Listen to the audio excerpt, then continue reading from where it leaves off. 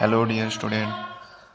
तो हम लोगों ने पिछले वीडियो में different zone of the candle flame पढ़ा था कि कैंडल के फ्लेम या किसी भी फ्लेम में कितने जोन होते हैं। तो 3 जोन हम लोगों ने पढ़े थे। इनर मोस्ट जोन यानी ब्लैक जोन, जहाँ पे जो कार्बन पार्टिकल ज़्यादा निकलता है इसलिए वो ब्लैक जोन माना जाता है, मतलब कहा जाता है। और वहाँ पर हीट बहुत कम होता है। उसके ऊपर मिडिल जोन होता है, ठीक है, जो येलो कलर का होता है। और वहाँ पे मॉडरेट हीट यानी एवरेज हीट होता है, मतलब बहुत कम नहीं और बहुत ज़्यादा भी नहीं, और इसको येलो जोन बोलते हैं। फिर आता है कंप्लीट कंबशन जोन, यानी जहाँ पर पूरी तरह से पार्टिकल जो कार्बन के यहाँ पे थोड़े उड़कर ब्लैक कलर के रहते हैं डस्ट के रूप में, स्मोक के रूप में, वो ऊपर जाके पूरी तरह जल जाते हैं। तो ये सबसे ऊपर outer most zone complete combustion zone blue zone है, जो हॉटेस्ट पार्ट होता है, ठीक है। तो ये हम लोगों ने पढ़ा था। उसके बाद एक क्वेश्चन मैंने एनसीईआरटी की बुक में दिया है, वो आप लोगों को लिए दिया था कि आप लोग इसको खोजेंगे, ठीक ना। कि गोल्ड स्मिथ जो होता है, सुनार होता है, वो आउटर मोस्ट जोन में ही मेटल को क्यों पिघलाता है, गोल्ड और सिल्वर को, सोने और चांदी को पिघलाने के लिए आउटर मोस्ट जोन को ही क्यों यूज करता है। तो इसका सिंपल सा साधारण सा आंसर है कि गोल्ड और मेटल का मेल्टिंग पॉइंट जो है, मेल्टिंग पॉइंट मतलब जिस टेम्परेचर पे वो पिघलते हैं वो बहुत ज़्यादा हाई होता है, ठीक है। तो किसी भी चीज़ मेटल को पिघलाना है तो अगर हम लोग नीचे वाले जोन में, ब्लैक जोन में करेंगे तो बहुत कई घंटों लग जाएगा, तब भी नहीं पिघलेगा, क्योंकि उसका हीट बहुत ही कम है। मिडिल जोन यानी येलो जोन में रखेंगे तब उसमें भी काफ़ी समय लगेगा, और हॉटेस्ट जोन में रखेंगे तो जल्दी से वो पिघल जाएगा और उसको पार्टिकुलर शेप दे सकते हैं सुनार, गोल्ड स्मिथ ज्वेलरी बनाने के लिए, ठीक है ना। इसलिए वो ब्लू जोन का ही इस्तेमाल करते हैं सिल्वर या गोल्ड को मेल्ट करने के लिए, ठीक है। अब आइए देखते हैं व्हाट इज फ्यूल, ठीक ना। फ्यूल क्या होता है। तो जैसा कि हम लोग पीछे भी पढ़ चुके हैं कि फ्यूल वो चीज़ होता है जो हीट देता है, ठीक है, हमारे डोमेस्टिक, हमारे घरेलू पर्पज़ के लिए, घर में खाना पकाने के लिए, या कुछ या इंडस्ट्री में भी हीट एनर्जी चाहता है मशीनों को चलाने के लिए, है ना, या इलेक्ट्रिकल एनर्जी। तो या ये सब फ्यूल किस रूप में हमको मिलते हैं, वुड में, वुड के रूप में, लकड़ी के चारकोल, लकड़ी का कोयला होगा, पेट्रोल होगा, केरोसिन, और बहुत सारे एलपीजी, सीएनजी, ये सारे ही जो जल करके हीट एनर्जी प्रोड्यूस करते हैं या इलेक्ट्रिकल एनर्जी किसी न किसी फॉर्म में एनर्जी प्रोड्यूस करते हैं, उनको फ्यूल कहते हैं, ठीक है। This substance are called fuel, इन सबको फ्यूल कहेंगे। ये तो कुछ हैं, और भी बहुत सारे फ्यूल हैं। A good fuel is one which readily available. एक अच्छा फ्यूल क्या होता है, जो बहुत आसानी से अवेलेबल हो हर किसी के लिए, ठीक ना, उसको बेटर या गुड फ्यूल बोलते हैं। जो हमेशा सभी के लिए अवेलेबल हो, ये नहीं कि कुछ लोगों के लिए अवेलेबल हो कुछ लोगों के लिए नहीं, तो वो फ्यूल गुड फ्यूल नहीं कहलाएगा। गुड फ्यूल वही होगा जो सबके लिए अवेलेबल हो और सस्ता हो, और ये बहुत ही आसानी से हवा में जले, मॉडरेट रेट से। मॉडरेट रेट मतलब एक नॉर्मल स्पीड से जले, ये नहीं कि बहुत तेज़ी से जल जाए, एक्सप्लोजन हो जाए, या फिर बहुत धीमे जले। तो एक अच्छे फ्यूल की ये कुछ प्रॉपर्टी दी है कि ईजिली अवेलेबल हो सभी के लिए, सस्ता भी हो, और एयर की हेल्प से ही कोई भी फ्यूल जलता है, हम लोग जानते हैं ऑक्सीजन के बिना नहीं जल पाएगा। तो एयर में मॉडरेट रेट से जले, यानी एक नॉर्मल स्पीड से जले, ठीक। इट प्रोड्यूसर लार्ज अमाउंट और हीट बहुत ज़्यादा प्रोड्यूस करे जिसकी ज़रूरत होती है ना, खाना बनाने या मशीनों को चलाने फैक्ट्रियों में। तो जो भी पर्पज़ है वो हीट के ऊपर डिपेंड है, हीट एनर्जी के ऊपर डिपेंडेंट है। तो हीट अच्छी मात्रा में प्रोड्यूस करे और साथ में ये सब प्रॉपर्टी हो। It does not leave behind any undesirable substance, और जलने के बाद कुछ भी फालतू चीज़ उसमें ना बचे, यानी वेस्ट ना बचे। जैसे राख बच जाता है लकड़ी को जलाने पे, तो वो क्या है, वेस्ट है, यानी उसमें भी कुछ एनर्जी वेस्ट हो गया, है ना। इसलिए उसमें उतना सफिशिएंट हीट नहीं मिलता है लकड़ी जलाने पे। तो ऐसा एक फ्यूल रहे जो अवेलेबल है सभी के लिए, सस्ता रहे, और एयर में एक नॉर्मल स्पीड से जले, बहुत ज़्यादा हीट प्रोड्यूस करे, और कुछ भी वेस्ट जलने के बाद न बचे। तो ऐसे फ्यूल को गुड फ्यूल बोलते हैं, ठीक है। There is probably no fuel that could be consider as a ideal fuel. कोई भी ऐसा फ्यूल अभी तक नहीं है, कोई भी ईंधन ऐसा नहीं है जिसको आइडियल फ्यूल बोलेंगे। आइडियल मतलब जो सबसे बेहतर हो। तो सबसे बेहतर, सबसे बेस्ट तो कोई फ्यूल नहीं हो सकता। हर फ्यूल में कुछ ना कुछ प्रॉब्लम होती है, या कुछ ना कुछ वो वेस्ट प्रोड्यूस करेगा, या कुछ ना कुछ उसकी डिमेरिट्स होती हैं, कुछ खामियां होती हैं। We should look for a fuel which fulfills most of the requirement for a particular use. जब भी किसी पर्पज़ के लिए हम लोग फ्यूल यूज करें तो उस पर्पज़ के सारे काम अगर उस फ्यूल से हो जा रहे हैं तो उसको आइडियल फ्यूल कह सकते हैं। हालांकि कोई भी फ्यूल आइडियल नहीं हो सकता है, ये भी है, ठीक ना। जैसे कोई भी व्यक्ति आइडियल नहीं हो सकता, पूरी तरह परफेक्ट नहीं हो सकता, उसी तरह फ्यूल के केस में भी कोई भी फ्यूल आइडियल नहीं हो सकता। लेकिन जिस पर्पज़ के लिए हम लोग फ्यूल यूज कर रहे हैं, जिस किसी भी काम के लिए, अगर उसकी सारी रिक्वायरमेंट सही समय पे हो जा रही हैं बिना किसी प्रॉब्लम के, तो उसको आइडियल फ्यूल कहा जा सकता है, ठीक। Fuel differ in there cost. Fuel जो है उनके कॉस्ट में, यानी उनके परचेसिंग में डिफरेंट रेट के होते हैं, अलग अलग दाम के मिलते हैं फ्यूल। ये नहीं कि लकड़ी के भाव का आपको एलपीजी मिलेगा या केरोसिन के भाव का आपको कोल मिलेगा। तो सबके जो कॉस्ट है वो अलग अलग है। Some fuel are cheaper than other, कुछ सस्ते हैं कुछ महंगे हैं, है ना, ये आप सभी देखे होंगे। Make a list of fuels familiar to group them as solid, liquid and gaseous fuel in table 6.3। तो ये देख रहे हैं आप, एक टेबल दिया है 6.3 टाइप ऑफ फ्यूल।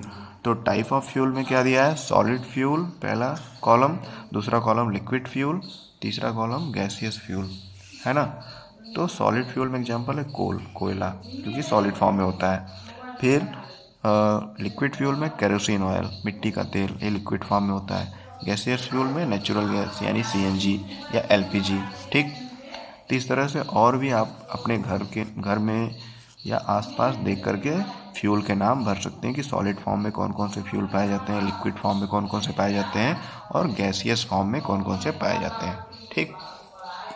अब आते हैं हम लोग नेक्स्ट पॉइंट पे, फ्यूल एफिशिएंसी। फ्यूल एफिशिएंसी का मतलब होता है कि कोई भी जो ईंधन है, जो फ्यूल है, कोयला, लकड़ी, LPG, CNG, petrol, diesel etcetera etcetera जो भी है, वो कितना एफिशिएंट है, कितना यूजफुल है, कितना ज़्यादा वो हेल्पफुल है, और कितना एनर्जी वेस्ट नहीं कर रहा है, उसी को एफिशिएंट बोलते हैं। कितने हद तक अच्छा है, ठीक ना, उसी को एफिशिएंसी बोलते हैं, ठीक। यानी क्या क्या वो पर्पज़ के लिए सफिशिएंट है। जैसे suppose you are asked to boil a given quantity of water using cow dung, coal and LPG as fuel. जैसे आपको पानी उबालना है, पानी आपके पास है, और आपके लिए 3 ईंधन है, 3 फ्यूल है, काउ डंग केक, गाय का गोबर का जो सूखा हुआ रहता है फॉर्म, या फिर कोयला, या फिर एलपीजी, ये 3 है। 3 ईंधन से आपको पानी उबालना है। तो कौन सा फ्यूल आप प्रीफर करेंगे, आप कौन सा पसंद करेंगे, और रीजन भी दीजिए। तो आप अगर अपने पेरेंट्स का हेल्प ले सकते हैं, या बड़ों का, अगर आपको कोई जानकारी ना हो फ्यूल के बारे में, तो क्या ये 3 अगर आप सोचेंगे या अपने पेरेंट्स से या टीचर से पूछेंगे, तो आपको क्लियरली पता चलेगा कि इन तीनों फ्यूल में, काउ डंग केक, कोल और एलपीजी में, क्या तीनों की एनर्जी अमाउंट सेम होती है, क्या तीनों इक्वल अमाउंट में हीट प्रोड्यूस करते हैं, बिल्कुल नहीं, है ना। तो अमाउंट जो जितना हीट का अमाउंट जो प्रोड्यूस हो रहा है इन तीनों फ्यूल में, वो डिफरेंट होता है ना। Amount of heat energy produce on complete consumption of 1 kg of fuel is called calorific value. यानी अगर 1 किलो कोई भी फ्यूल हम लोग जलाएं तो उससे कितना एनर्जी प्रोड्यूस होता है, उसी को कैलोरीफिक वैल्यू बोलते हैं, है ना। 1 किलो यानी 1 kg पर ये मेजर किया जाता है कैलोरीफिक वैल्यू। कि मान लीजिए 1 kg हम लोग ले लिए क्या कहते हैं, काउ डंग केक, उसको जलाएं, फिर उसको मेजर किया जाएगा कितना हीट उसने प्रोड्यूस किया। उसके लिए कैलोरीमीटर नाम का एक मशीन होता है, और बहुत सारी डिवाइस आती हैं जिससे हीट कितना अमाउंट प्रोड्यूस किया वो मेजर किया जा सकता है, ठीक है ना। कैलोरीमीटर उसको बोलते हैं। तो कितना हीट प्रोड्यूस किया 1 kg जलने के बाद, चाहे वो 1 kg एलपीजी हो, 1 kg काउ डंग केक हो, या 1 kg कोयला हो, तो वो उसको ये क्या बताएगा, उसका कैलोरीफिक वैल्यू। हर एक फ्यूल का कैलोरीफिक वैल्यू 1 kg जलने के बाद हम लोग फाइंड आउट कर सकते हैं कि 1 kg में वो कितना हीट प्रोड्यूस कर रहा है, ठीक ना, उसी को कैलोरीफिक वैल्यू बोलते हैं। Calorific value of a fuel expressed in unit kilo joule पर केजी, ठीक है ना। 1 kg में कितना किलो जूल हीट प्रोड्यूस कर रहा है वो फ्यूल, उसी को उसका यूनिट बोलते हैं, ठीक है ना। कैलोरीफिक वैल्यू का एक यूनिट है, जैसे लेंथ का यूनिट मीटर होता है, टाइम का यूनिट सेकंड होता है ना। उसी तरह कैलोरीफिक वैल्यू का यूनिट क्या होता है, किलो जूल पर केजी, यानी प्रति केजी, 1 केजी फ्यूल जलने पर कितना किलो जूल अमाउंट में हीट प्रोड्यूस हुआ, ठीक है, ये इसका यूनिट है। जैसे देखिए यहाँ पर कुछ लिस्ट दिया हुआ है, कुछ कॉमन फ्यूल जो हम लोग जानते हैं उसका कैलोरीफिक वैल्यू दिया हुआ है। जैसे देखेंगे काउडंग केक, इसका कैलोरीफिक वैल्यू क्या है, 6000 से 8000 किलो जूल पर केजी, यानी 1 केजी अगर काउडंग केक जलाएंगे तो 6000 से लेकर 8000 किलो जूल का एनर्जी या हीट प्रोड्यूस करेगा। लकड़ी को जलाएंगे तो काउडंग केक से ज़्यादा है, देख रहा है आपको, 17000 से 22000 किलो जूल पर केजी। कोल को जलाएंगे तो लकड़ी से भी ज़्यादा, पेट्रोल को जलाएंगे तो कोल से भी ज़्यादा, 45,000। केरोसिन का भी लगभग इक्वल है पेट्रोल के, 45,000, डीजल का भी 45,000, तीनों का लगभग रेंज इक्वल है। फिर मीथेन का थोड़ा सा ज़्यादा है, 50,000, है ना। मीथेन जो है सीएनजी में पाया जाता है, नेचुरल गैस में ना। फिर मीथेन और इथेन दोनों गैस पाया जाता है सीएनजी में, लेकिन ये केवल मीथेन गैस का बोला है। और सीएनजी का भी 50,000 इक्वल ही है, क्योंकि वही गैस इसमें पाई जाती है। एलपीजी का थोड़ा ज़्यादा है, सीएनजी से 55,000 किलो जूल पर केजी हीट प्रोड्यूस होता है। बायोगैस, बायोगैस मतलब जो गोबर गैस या डोमेस्टिक वेस्ट, जो घरेलू वेस्ट वगैरह से सड़ाकर जो गैस प्रोड्यूस होता है गोबर से मिक्स करके, तो उससे जो गैस प्रोड्यूस होता है उसमें बहुत सारा मीथेन गैस रहता है ना। मीथेन गैस और अन्य गैसें होती हैं जिनको स्टोर करके, जैसे एलपीजी सिलेंडर होता है उसी तरह से इसको जलाते हैं तो खाना वगैरह पका सकते हैं या बिजली भी प्रोड्यूस कर सकते हैं, इलेक्ट्रिसिटी भी प्रोड्यूस कर सकते हैं, उसको बोलते हैं बायोगैस या गोबर गैस। तो इसका देखेंगे 35,000 से 40,000 है, ये सीएनजी एलपीजी वगैरह से काफ़ी कम है, इससे केरोसिन डीजल पेट्रोल से भी कम है। और सबसे ज़्यादा जो कैलोरीफिक वैल्यू होता है वो हाइड्रोजन गैस का होता है। हाइड्रोजन गैस को जलाने पर 1,50,000 किलो जूल एनर्जी प्रोड्यूस होता है, 1 किलो ये गैस जलाने पर, ठीक ना। तो हाइड्रोजन गैस सबसे ज़्यादा कैलोरीफिक वैल्यू देने वाला फ्यूल है, ठीक। इसलिए हाइड्रोजन गैस का यूज एयरक्राफ्ट, स्पेस क्राफ्ट में फ्यूल के रूप में किया जाता है। जैसे अंतरिक्ष वगैरह में जो यान जाते हैं तो उसमें हाइड्रोजन गैस का फ्यूल यूज किया जाता है, क्योंकि ज़्यादा हीट प्रोड्यूस करता है, ज़्यादा दूरी वहाँ तय करना रहता है, कई हज़ारों किलोमीटर, लाखों किलोमीटर, है ना। तो वहाँ पे hydrogen as a fuel use किया जाता है, क्योंकि इसका कैलोरीफिक वैल्यू बहुत ज़्यादा, यानी ये बहुत ज़्यादा हीट प्रोड्यूस करता है 1 केजी जलने पर, जबकि बाकी सब इससे कम ही है, ठीक है। तो सबसे ज़्यादा हाइड्रोजन गैस ही है। अब नेक्स्ट टॉपिक समझते हैं, burning of fuel lead to harmful products. जब फ्यूल जलता है तो हार्मफुल प्रोडक्ट भी बनते हैं, लेकिन सारे फ्यूल का ये बात नहीं हो रहा है, कुछ फ्यूल का, जिसको हम लोग समझेंगे। कोई ईंधन जलाते हैं तो हार्मफुल प्रोडक्ट बनता है, तो क्या क्या बनता है देखा जाए। Increasing fuel consumption has harmful effect on the environment. जैसा कि हम लोग जानते हैं कि जितना ज़्यादा फ्यूल हम लोग यूज करेंगे उतना ही ज़्यादा हमारे एनवायरनमेंट के लिए हार्म होता है, हमारे एनवायरनमेंट के लिए बहुत ज़्यादा हानि होता है ना। कार्बन फ्यूल लाइक कार्बन से बने हुए चीज़ें हैं, जैसे कि लकड़ी, कोयला, पेट्रोलियम, ये सब जब जलाया जाता है तो अनबर्न कार्बन ये पूरी तरह से नहीं जलते हैं, और अनबर्न कार्बन जो ब्लैक डस्ट पार्टिकल स्मोक के रूप में, धुएं के रूप में निकलते हैं, और ये पार्टिकल निकलते हैं, ये काफ़ी फाइन पार्टिकल, बहुत छोटे छोटे होते हैं, और ये बहुत ही ज़्यादा डेंजरस होते हैं, क्योंकि ये जब हम लोग सांस लेंगे तो हमारे सांस की नली में, रेस्पिरेटरी सिस्टम में, हमारे लंग्स में, यानी हमारे फेफड़ों में घुस जाएंगे तो हमको सांस से रिलेटेड बहुत सारी बीमारियां हो सकती हैं, और डेफिनेटली होती हैं। इससे काफ़ी लोग परेशान रहते हैं, काफ़ी लोगों की मौत भी हो जाती है जहाँ पर ज़्यादा अमाउंट में ये सब जलाया जाता है, जैसे आस्थमा डिजीज हो गया, सांस लेने में दिक्कत, है ना। तो ये किस लिए होता है, जब अनबर्न कार्बन पार्टिकल पूरी तरह से नहीं जलते हैं, वो एयर में मिक्स हो जाते हैं, और फिर वही एयर हम लोग इनहेल करते हैं, सांस अंदर लेते हैं, और इसी तरह लंबे समय तक ऐसे ही हवा को अगर हम लोग इनहेल करते रहेंगे तो हमको सांस से रिलेटेड रेस्पिरेटरी डिजीज बहुत सारी हो सकती हैं, जिसमें एक कॉमन सा है आस्थमा। दूसरा क्या है, incomplete combustion of this fuel gives carbon monoxide gas, it is very poisonous gas. और अगर ये जो कम्प्लीटली जल रहा है, मतलब पूरा लगभग जल रहा है मान रहे हैं, तब ये डस्ट पार्टिकल और अनबर्न कार्बन निकाल रहा है, स्मोक निकाल रहा है। लेकिन ये पूरी तरह से कम्प्लीटली नहीं बोलेंगे, क्योंकि कम्प्लीटली जलता तो ये धुआं नहीं निकालता। लेकिन अगर इनकम्प्लीटली बर्न हो, यानी पूरी तरह से जले ही ना, तब क्या होगा, कार्बन मोनोऑक्साइड गैस निकालेगा। और ये कार्बन मोनोऑक्साइड गैस बहुत ही ज़्यादा पॉइजनस है, ठीक है। ये हमारे ब्लड में बहुत तेज़ी से रिएक्शन करता है और हमारे ब्लड का जो ऑक्सीजन खींचने की क्षमता है उसको बहुत लो कर देता है, और इससे काफ़ी लोगों की मौत होती है हर साल पूरी दुनिया में। It is dangerous to burn coal in a closed room. The carbon monoxide gas produce and can kill person sleeping in that room.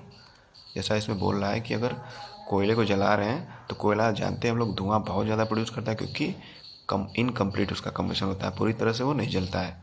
Solid form में तो ऑक्सीजन उसके अंदर हर जगह तो पहुँचेगा नहीं इजीली, तो दैट्स वाई धुआं प्रोड्यूस होता है। और उस धुएं में बहुत ज़्यादा कार्बन मोनोऑक्साइड गैस होता है। अगर कोई व्यक्ति सो रहा है उस रूम में जहाँ जला है कोयला, तो मर भी सकता है सोते सोते ही, इतना ज़्यादा हार्मफुल होता है carbon monoxide gas. So that is Y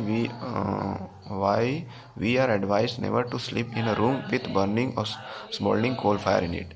ये बोल रहा है, इसीलिए हमको बोला जाता है कि जहाँ भी कोयला या लकड़ी जल रही है, जहाँ धुआं हो रहा है, उस रूम में नहीं बैठना चाहिए, सोना चाहिए। अदरवाइज आपके हेल्थ के लिए बहुत ज़्यादा डेंजरस है और मौत होने के भी चांसेस हैं। फिर है तीसरा point, combustion of most fuel release carbon dioxide. अधिकतर कोई भी फ्यूल जलाया जाता है तो कार्बन डाइऑक्साइड गैस बनता है। ये कार्बन डाइऑक्साइड गैस ओवरऑल तो जहरीला नहीं है, पॉइजनस नहीं है, लेकिन इसका अमाउंट जैसे जैसे बढ़ जाता है एनवायरनमेंट में, तो फिर क्या होता है, ग्लोबल वार्मिंग की समस्या हो जाती है, ठीक है ना। कार्बन मोनोऑक्साइड तो डायरेक्टली हमारे हेल्थ पे अफेक्ट कर रहा था, है ना। उसके पहले dust particle, carbon dust particle, वो भी हमारे डायरेक्टली हेल्थ पे इफेक्ट कर रहा था। लेकिन ये कार्बन डाइऑक्साइड ये जहरीला नहीं है, लेकिन इसकी मात्रा जब बढ़ जाती है तो ये सन से हीट बहुत ज़्यादा एब्जॉर्व करता है, और जब सन से हीट एब्जॉर्व करता है तो हमारे धरती पे लाकर रिफ्लेक्ट करता है, तो हमारी धरती का टेम्परेचर बढ़ जाता है। और उसी कंडीशन को क्या बोलते हैं, ग्लोबल वार्मिंग बोलते हैं, धरती का गर्म हो जाना, यानी धरती के टेम्परेचर का बढ़ जाना, ठीक है। क्योंकि ये कार्बन डाइऑक्साइड गैस जो है हीट को एब्जॉर्व करता है, और एब्जॉर्व करके वापस धरती पर ही वापस करता रहता है, रिफ्लेक्ट करता रहता है, फेंकता रहता है, कह सकते हैं। अब इसमें येलो पार्ट में क्या दिया वो देखा जाए। For centuries wood was used as domestic industrial fuel. जैसा कि हम लोग जानते हैं कि जब बहुत ज़्यादा टेक्निकल एडवांसमेंट नहीं हुआ था तो क्या होता था, पहले लकड़ियाँ बहुत ज़्यादा यूज की जाती थी डोमेस्टिक पर्पज़ में या इंडस्ट्रियल फ्यूल के रूप में, यानी घरों में खाना बनाने के लोग लकड़ी जलाते थे, या इंडस्ट्रीज़ में भी लकड़ियाँ यूज की जाती थी मशीनों या जो भी चीज़ों को चलाने के लिए। जब टेक्नोलॉजी इतना डेवलप नहीं था, जब ये सब एलपीजी, केरोसिन, पेट्रोल, ये सब के बारे में ज़्यादातर लोग नहीं जाने थे, या फिर उसका जो प्रोसेस बनने का उसके बारे में ज़्यादा लोग नहीं जानते थे, तब ये हुआ था। तो ये लकड़ियाँ बहुत ज़्यादा यूज होती थी। But now it has been replaced by coal and other fuel. लेकिन अब क्या हो गया, कोयले के बारे में लोगों को पता चल गया, ज़मीन के अंदर मिलता है। फिर एलपीजी जो गैस है उसके बारे में पता चल गया। तो मैनी रूरल पार्ट्स और कंट्री पीपल स्टिल यूज, अभी भी हम लोग देखते हैं कि बहुत सारे ग्रामीण क्षेत्रों में, रूरल पार्ट्स में लकड़ी लोग यूज करते हैं फ्यूल के रूप में, यानी खाना पकाने वगैरह के पर्पज़ के लिए, क्योंकि ये बहुत ही सस्ता होता है लकड़ी एक तो, और ईजिली अवेलेबल होता है गांव में, क्योंकि वहाँ पेड़ पौधे ज़्यादा होते हैं, है ना। तो however burning of would gives off lot of smoke which is very harmful for the human being. और जैसा कि अभी हम लोग पढ़े थे कि लकड़ी जलाने में बहुत सारा धुआं निकलता है, स्मोक निकलता है, जो ह्यूमन की हेल्थ के लिए या लिविंग बींग जो भी हैं लिविंग बींग उनके लिए हानिकारक होता है। इट कॉज रेस्पिरेटरी प्रॉब्लम, सांस लेने में दिक्कत या सांस से रिलेटेड जो भी बीमारियाँ हो सकती हैं वो हो जाती हैं। Also trees provide us with the useful substance which are lost when wood is used as a fuel. अब सबसे बड़ा ये भी समस्या है कि लकड़ी को हम लोग फ्यूल के रूप में यूज करते हैं गांव में, और लकड़ी कहाँ से आता है, पेड़ों से, तो पेड़ों को काटना पड़ता है। और पेड़ क्या है, अल्टीमेटली हमको ऑक्सीजन देते हैं और बहुत सारा फूड देते हैं, ठीक ना, दवाएं देते हैं, मतलब मेडिसिन भी देते हैं, फूड भी देते हैं, और सबसे इम्पोर्टेंट ऑक्सीजन गैस देते हैं, है ना। लेकिन जब ये लकड़ी को ही हम लोग फ्यूल के रूप में यूज करेंगे तब क्या कंडीशन प्रोड्यूस हो जाएगा, क्या कंडीशन हमारे सामने आ जाएगा कि पेड़ ही कम होने लगेंगे। ठीक है, तो moreover cutting of tree leads to deforestation, और यही वजह है कि गांव में बहुत सारे पेड़ कटते जा रहे हैं, और जिसकी वजह से हमारे एनवायरनमेंट को काफ़ी हार्म हो रहा है, क्योंकि ऑक्सीजन गैस का बैलेंस बिगड़ रहा है। और प्लांट या ट्री क्या करते हैं, एक्स्ट्रा CO2 को एब्जॉर्ब भी कर लेते हैं। तो जब ट्री रहेंगे नहीं तो CO2 गैस एब्जॉर्ब नहीं होगा, तो CO2 गैस एयर में ही उड़ता रहेगा और हीट एब्जॉर्ब करके सनलाइट से धरती पे वापस फेंकता रहेगा, तो धरती का टेम्परेचर और बढ़ता रहेगा, है ना। तो ये सब हम लोगों ने एक प्रॉब्लम देखा कि क्या क्या प्रॉब्लम हो सकती है जब हम लोग कार्बन फ्यूल जैसे लकड़ी, कोयला, पेट्रोलियम यूज करते हैं, तो ये सब प्रॉब्लम हम लोग फेस कर सकते हैं। अब यहाँ पे देखते हैं ग्लोबल वार्मिंग के बारे में थोड़ा सा दिया हुआ है। Global warming is the rise in the temperature of the atmosphere of the earth. जैसा कि मैंने बताया था कि जो अर्थ का एटमॉस्फेयर है, जहाँ पे बहुत सारी गैसेस हैं, उसमें CO2 की मात्रा बढ़ जाती है और कुछ और भी गैसेस हैं, तो उन मेनली तो CO2 गैस की वजह से ग्लोबल वार्मिंग होता है, साथ में कुछ और भी गैसेस हैं जिनकी वजह से ग्लोबल वार्मिंग होता है। तो इससे क्या होता है, पूरे अर्थ का जो टेम्परेचर है बढ़ जाता है, क्योंकि हवा में CO2 या अन्य जो गैसेस हैं वो हीट एब्जॉर्ब कर लेती हैं और वापस रिफ्लेक्ट करती हैं किधर, अर्थ की तरफ, और उससे क्या होता है कि टेम्परेचर अर्थ का बढ़ जाता है, हवा गर्म हो जाती है। और टेम्परेचर जब बढ़ जाएगा अर्थ का, तो जो नॉर्थ पोल या साउथ पोल पे ग्लेशियर्स हैं, बर्फ़ के पहाड़ हैं, वो पिघलने लगते हैं बहुत जल्दी पिघलेंगे तो नदियों में बाढ़ आ जाएगा, क्योंकि वही पानी पिघल करके नदियों में या ग्राउंड लेवल पे जाता है और जो प्योर फॉर्म में है उसी को हम लोग पीते हैं, चाहे हम लोग उसको नल के रूप में या सबमर्सिबल लगा करके ज़मीन से निकालते हैं, या फिर वो नदियों में पानी ग्लेशियर का ही आता है।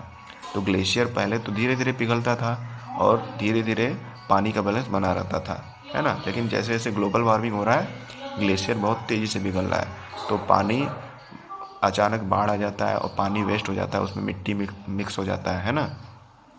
तो प्योर वाटर ख़त्म होते जा रहा है अब, या वेस्ट होते जा रहा है naturally, because of extra release of harmful gases like CO2 gas. और ग्लोबल वार्मिंग की ये समस्या बहुत बड़ी है, आप देख सकते हैं, ठीक ना। Which lead to rise in the sea level, फिर वही बोल रहा है कि नदियों में बाढ़ आएगा, सी का लेवल बढ़ जाएगा, समुद्र का भी पानी का लेवल बढ़ जाएगा, कॉजिंग फ्लड आ जाएगा कोस्टल एरियाज में, लो लाइंग कोस्टल एरिया में even permanently submerge under water. और समुद्र के किनारे जो सिटीज़ हैं वो तो पूरी तरह से डूब जाएंगे, जैसे बॉम्बे को बोला जाता है, मुंबई हमारे देश का एक जो महाराष्ट्र का राजधानी है मुंबई, तो उसको भी कहा जाता है कि कुछ सालों में वो समुद्र में डूब सकता है, संभावना ऐसी है, क्योंकि ये ग्लोबल वार्मिंग बढ़ रहा है ना। तो ऐसे बहुत सारे अगर आप देखेंगे इफ़ेक्ट तो चौंक जाएंगे कि ग्लोबल वार्मिंग कितना हानि पहुंचा सकता है, लाखों करोड़ों लोगों को एक साथ मार सकता है, क्योंकि अल्टीमेटली वो बहुत सारे सिचुएशन क्रिएट कर रहा है, बाढ़ का या सुनामी लाने का, ऐसे बहुत सारे सिचुएशन क्रिएट हो जाते हैं। अब चौथा पॉइंट क्या है, ये बर्निंग ऑफ फ्यूल से हार्मफुल इफ़ेक्ट में चौथा पॉइंट क्या है देखते हैं। Burning of coal and diesel, coal या डीजल को जलाने पर सल्फर डाइऑक्साइड गैस निकलता है, ठीक है। और ये भी बहुत ज़्यादा, ये गैस अगर लंबे समय तक रहेंगे सफोकेशन होगा, मतलब दम घुटने लगेगा आपका और गले में खराश हो जाएगी, गले में दर्द करने लगेगा, ये गैस अगर ज़्यादा मात्रा में आप इनहेल कर लिए। और पेट्रोल इंजन से जो गैस निकलता है, पेट्रोल इंजन से जलने के बाद वो नाइट्रोजन ऑक्साइड गैस निकलता है, ठीक है। तो कोयला डीजल से जलने पर सल्फर डाइऑक्साइड गैस निकल रहा है, और पेट्रोल इंजन में जलने पर कौन सा गैस निकल रहा है, नाइट्रोजन ऑक्साइड गैस निकल रहा है। अब ये नाइट्रोजन ऑक्साइड या सल्फर डाइऑक्साइड गैस जो है, ये गैसेस निकलती हैं और ये गर्म होती हैं, हीट इसमें होता है तो ये ऊपर चली जाती है, क्योंकि गर्म हवा हल्की होती है, तो ये गर्म, ये एक तरह से वार्म गैस का मिक्सचर है, वो ऊपर चली जाती है और क्लाउड से रिएक्शन करती है। क्लाउड यानी बादलों में जो पानी है उससे ये सब गैसेस दोनों रिएक्शन करती हैं, और जैसे रिएक्शन करती हैं तो नाइट्रोजन ऑक्साइड नाइट्रिक एसिड बना देता है, और सल्फ़र डाइऑक्साइड जो ये है सल्फ्यूरिक एसिड बना देता है। और फिर वही पहला बारिश जब होता है, जहाँ पे पॉल्यूशन जिस एरिया में ज़्यादा हो रहा है, जिस एरिया में पॉल्यूशन बहुत ज़्यादा हो रहा है, वहाँ पे इन गैसेस का मात्रा ज़्यादा होगा, तो वहाँ पे पहली बारिश में ये एसिड के फॉर्म में बारिश होती है, जिसको एसिड रेन बोलते हैं, ठीक है। और ये बहुत ज़्यादा हार्मफुल है एसिड रेन, क्योंकि इससे जो क्रॉप वहाँ पे अनाज उगा रहे हैं या बिल्डिंगों को ख़राब कर सकता है, उसका डीकलराइज कर सकता है, उसके जो पेंटिंग या कलर किया गया वो हट छूट सकता है। साथ में मार्बल वगैरह की चीज़ों को पिघला सकता है या खुरदरा कर सकता है, मिट्टी को भी ख़राब कर सकता है, बंजर कर सकता है। तो इस तरह से एसिड रेन की भी समस्या बहुत बड़ी है। और ये भी किस वजह से हो रहा है, ये क्यों हो रहा है, क्योंकि हम लोग कुछ इस तरह के फ्यूल यूज कर रहे हैं जो बहुत ही ज़्यादा हार्मफुल है हमारे एनवायरनमेंट के लिए और हमारे लिए भी ना। The use of diesel and petrol as fuel in automobile is being replaced by CNG, compressed natural gas, because CNG produces the harmful product.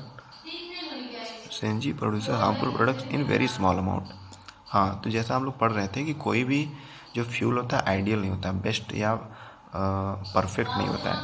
तो वही जैसे पेट्रोल, डीजल या ये हम लोग कोयला ये सब देख रहे हैं, इसको जलाने पे बहुत ज़्यादा मात्रा में हार्मफुल गैस निकल रहे हैं। लेकिन बाद में रिसर्च टेक्नोलॉजी डेवलप हुआ तो कुछ गैसेस बनाई गई या ज़मीन के अंदर निकाली गई, जैसे CNG, कंप्रेस्ड नेचुरल गैस, ठीक है। तो ये गैसेस क्या करती हैं, इनको भी जलाने पर हीट और लाइट प्रोड्यूस होता है, इलेक्ट्रिसिटी प्रोड्यूस किया जा सकता है। तो इसको जलाने पर जो हार्मफुल गैस बहुत ही कम मात्रा में निकलती हैं, इतनी कम मात्रा में निकलती हैं कि एटमॉस्फेयर उसको बैलेंस कर सकता है ना। अब ये नहीं कर सकती कि इसमें से हार्मफुल गैस निकलती नहीं है, ठीक है, निकलती तो है लेकिन बहुत ही कम मात्रा में, जो एनवायरनमेंट में बैलेंस हो जाता है उसका मात्रा। जबकि ये सब कोल, पेट्रोलियम, डीजल ये बहुत ज़्यादा निकालती हैं। अब CNG is cleaner fuel. CNG को क्लीनर फ्यूल बोला जाता है, बहुत ही साफ़ सुथरा, क्योंकि इसमें हार्मफुल गैस ना के बराबर निकलती हैं, है ना। इसी तरह हम लोग अगर और चीज़ों को समझें तो LPG भी है, वो भी एक तरह से इको फ्रेंडली गैस है या इको फ्रेंडली फ्यूल है, क्योंकि वो भी हमारे एनवायरनमेंट के लिए बहुत ज़्यादा हार्म नहीं करता। इसमें से हार्मफुल गैसेस ना के बराबर या बहुत ही कम मात्रा में निकलती हैं। तो इसलिए जो CNG है, LPG है, इस तरह के फ्यूल हम लोग को यूज करने चाहिए जिससे कोई भी हार्मफुल गैस प्रोड्यूस ना हो, जिससे हमारा एनवायरनमेंट या कुछ भी अफेक्ट ना हो, है ना। समझे आप लोग। और जैसे हाइड्रोजन गैस है, हाइड्रोजन गैस से जो फ्यूल बनता है वो भी, उसमें कोई भी हार्मफुल गैस प्रोड्यूस नहीं होती है।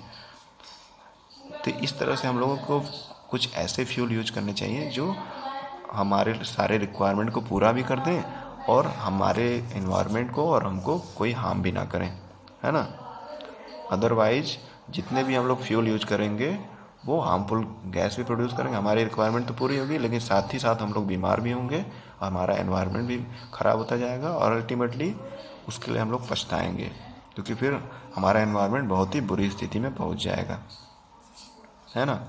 तो चलिए देखते हैं कि हम लोगों ने क्या क्या पढ़ा, कि कोई चीज़ एयर में जो जलता है उसको कंबस्टिबल सब्सटेंस बोलते हैं, और जो चीज़ एयर में नहीं जलता है उसको नॉन कंबस्टिबल बोलते हैं, है ना। ऑक्सीजन जो है बहुत ज़रूरी है कंबस्टन के लिए, बिना ऑक्सीजन की हेल्प से आग नहीं लगता है या बर्निंग नहीं होता है।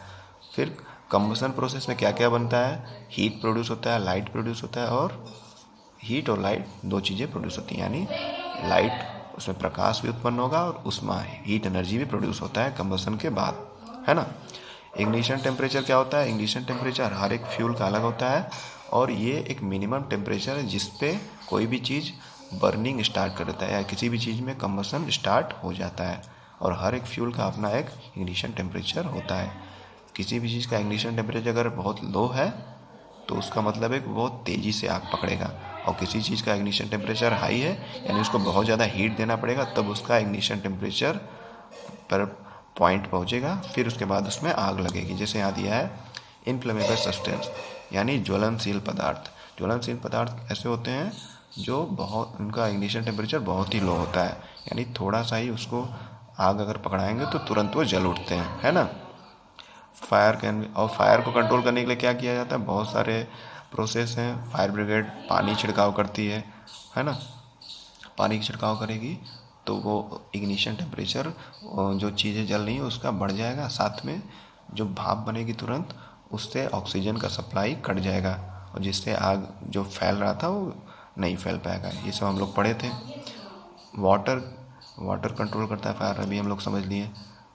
Water can not be, water कहाँ पे नहीं यूज हो सकता है फायर को कंट्रोल करने के लिए? जब ऐसी आग लगी है जहाँ पे इलेक्ट्रिकल शॉक से शॉर्ट सर्किट्स लगा आग, तो वहाँ पे वाटर सही नहीं है ना। या फिर पेट्रोल डीजल से आग लगाए तो वहाँ पर भी नहीं, क्योंकि वहाँ पर अगर इलेक्ट्रिसिटी में से आग लगी है इलेक्ट्रिकल शॉर्ट सर्किट से, तो आपको इलेक्ट्रिकल झटका भी दे सकता है, पानी कंडक्टर हो जाता है। और पेट्रोल डीजल में आग लगी है तो उस पानी छिड़काव करेंगे तो पेट्रोल डीजल उसके पानी के ऊपर तैरने लगेगा, हल्का होता है पानी से, तो वो आग भी नहीं बुझेगी। तो वहाँ पे पानी यूज नहीं करते, वहाँ पे क्या यूज करते हैं? Fire extinguisher. फायर एक्सटिंग्विशर में क्या, CO2 गैस निकलता है, जिसको छिड़काव करेंगे तो वहाँ से ऑक्सीजन का सप्लाई बंद हो जाएगा और आग बुझ जाएगा, है ना। अब कंबशन के हम लोग टाइप पढ़े थे, rapid combustion, spontaneous combustion, explosion, और बहुत सारे होते हैं जो हायर क्लास में आप लोग पढ़ेंगे। रैपिड यानी बहुत तेज़ी से जब आग पकड़ता है कोई चीज़। एक स्पॉन्टेनियस कंबशन क्या होता है? अपने आप जिसमें आग लग जाए, एक पार्टिकुलर टेम्परेचर एटमॉस्फेयर का हो जाएगा और तुरंत उसमें आग पकड़ लेगा। और एक्सप्लोजन यानी थोड़ा सा हीट देंगे तो कोई चीज़ एक्सप्लोड कर जाता है, ब्लास्ट हो जाता है। तो इस तरह के कंबशन के काफ़ी सारे टाइप्स हैं।